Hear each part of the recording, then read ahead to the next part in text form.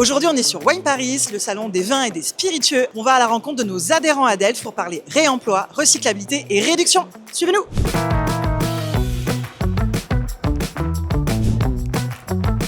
Donc vous avez face à vous deux bouteilles. La première est de 550 grammes. La seconde, réduction du poids. On est tombé à 420, ce qui veut dire un bilanciel carbone à la fin de moins 3,5 tonnes émises sur une année seulement. Pour l'appellation, c'était directement l'idée de s'inscrire vraiment dans une boucle écologique. Bordeaux Altitude, c'est la première gamme de vins de Bordeaux en bouteilles consignées, sérigraphiées. En 2025, ça a été 40 000 bouteilles commercialisées sur le secteur, on va dire, de l'Aquitaine. Nous, on a réduit le poids de nos bouteilles de William Peel présentes sur le marché en grande distribution et en CHR. C'est 100 tonnes de CO2 en moins et 14% de verre en moins sur la totalité des bouteilles qu'on a mis sur le marché. Tous les vins qu'on produit, on les met en bouteille dans des bouteilles qui sont réemployables et avec une étiquette avec un papier collavable.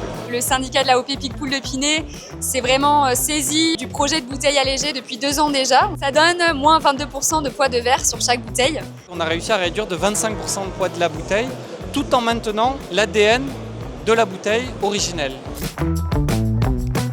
Ça a été des vrais boosters pour nous, ils nous ont accompagnés sur le projet, aussi bien sur la partie financière que sur l'orientation du projet. Ouais. C'est plus d'1 an de développement.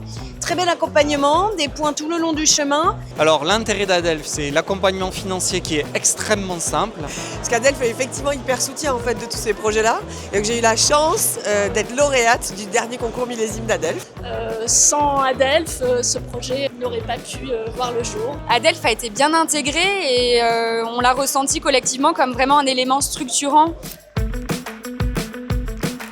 Réduire donc l'empreinte carbone en respectant l'image du vin. Il faut arriver à augmenter les volumes, à massifier pour arriver à retomber sur des coûts intéressants pour les producteurs. Aujourd'hui, nos bouteilles sont réemployables mais encore expédiées en carton. Et donc demain, il va falloir que tout le monde se mette au casier.